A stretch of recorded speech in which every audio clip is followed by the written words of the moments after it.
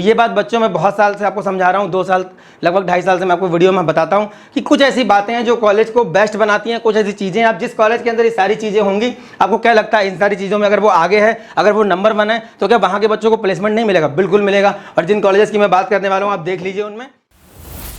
Welcome to our channel the mentor. और आज की वीडियो हम बात करेंगे, बहुत ही इंपॉर्टेंट टॉपिक है। हम बहुत सारे बच्चों को कंफ्यूजन था कि हमने अभी तक एनआईएफ रैंकिंग को कोई वीडियो नहीं दिया।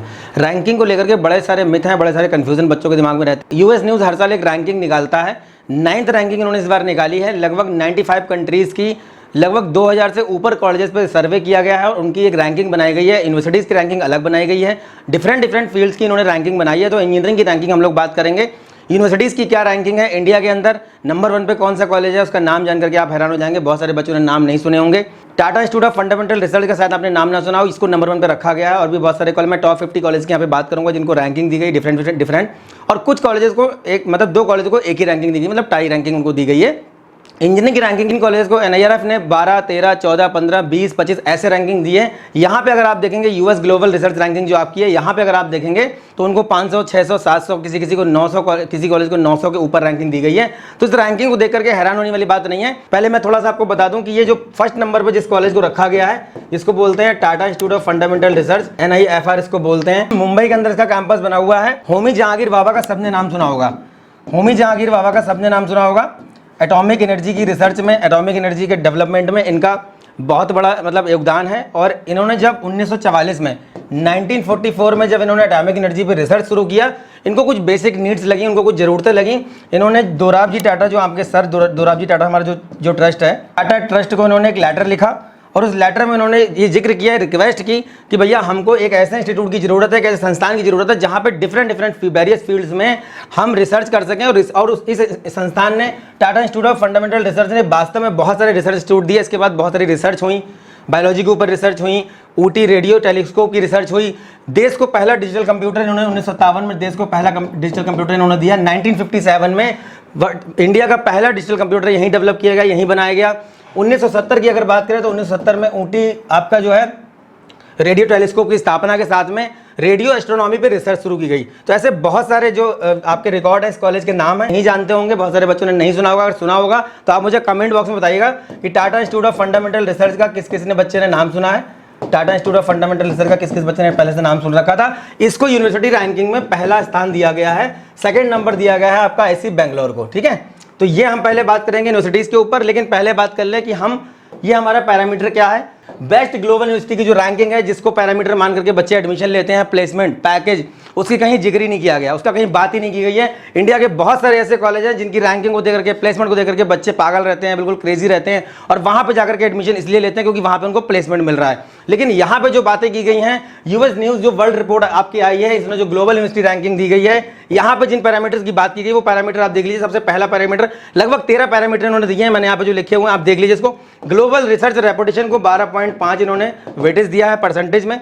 ग्लोबल रिसर्च रेपुटेशन का मतलब है कि जो इंस्टीट्यूट्स को इन्होंने रैंकिंग दी गई है, उन्होंने ग्लोबली कितना अपने आप को रिसर्च में, ग्लोबली जो ग्लोबल रिसर्च है, मतलब इंटरनेशनल लेवल पे जो रिसर्च है, बाहर के जो कंट्रीज में जो रिसर्च चल रही है, उस पर कितना इन्होंने योगदान दिया है। रीजनल रिसर्च मतलब अपने देश के अंदर या आसपास के जो देश हैं उनके अंदर जो रिसर्च चल रही है उसमें क्या योगदान रहा है।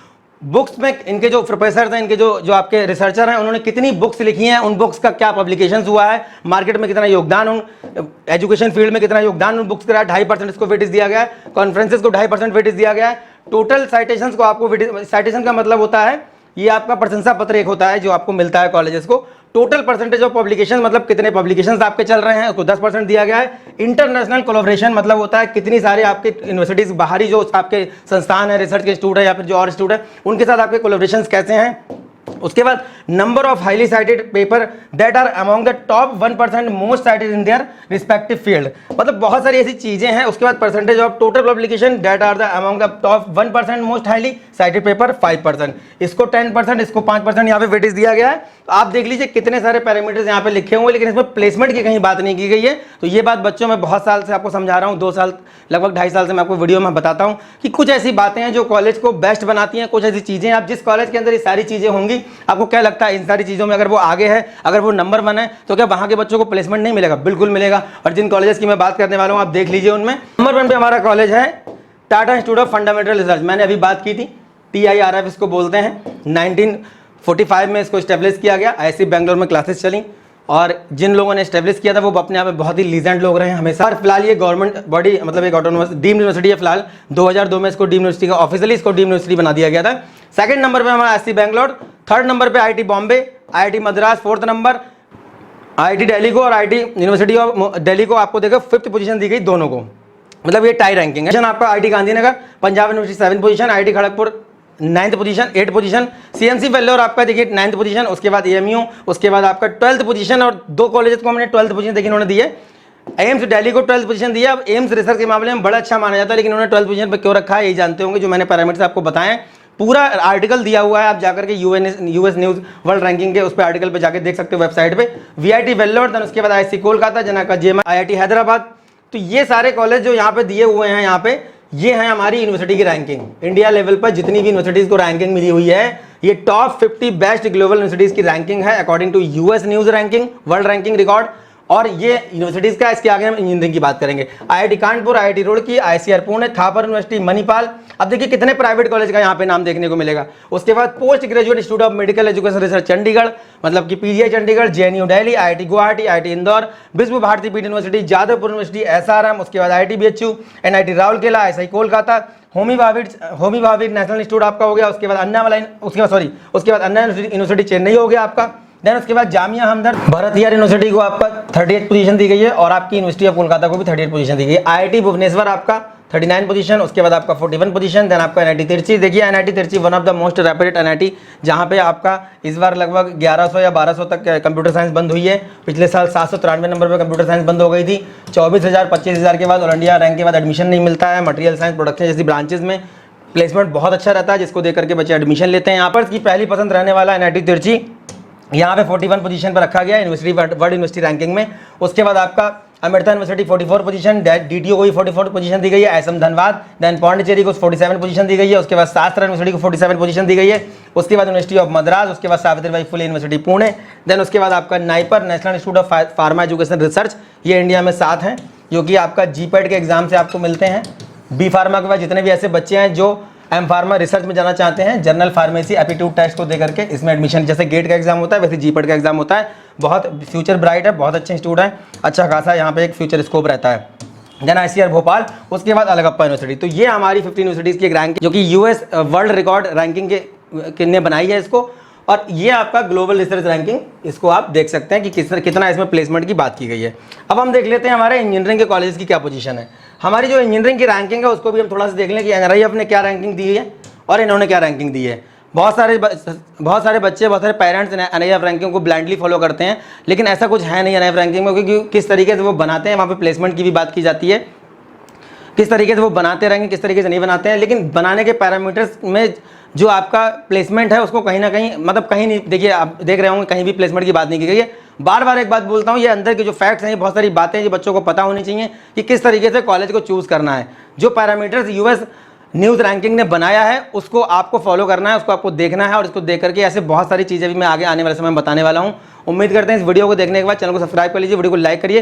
कुछ ना कुछ वीडियो को देखने के बाद आपको फायदा मिलेगा देखने को कि रैंकिंग जो बनाई जाती है, जो आपकी रैंकिंग चल रही है इंडिया की, बहुत सारी रैंकिंग है। बच्चे पूछते हैं इसकी क्या रैंकिंग है, उसकी क्या रैंकिंग है। तो रैंकिंग मैटर करती है, पर केवल प्लेसमेंट और कट ऑफ के ऊपर नहीं, प्लेसमेंट के अलावा भी बहुत सारी चीज़ें हैं जो एक रैंकिंग, जो उसको एक बेहतर रैंकिंग देती हैं।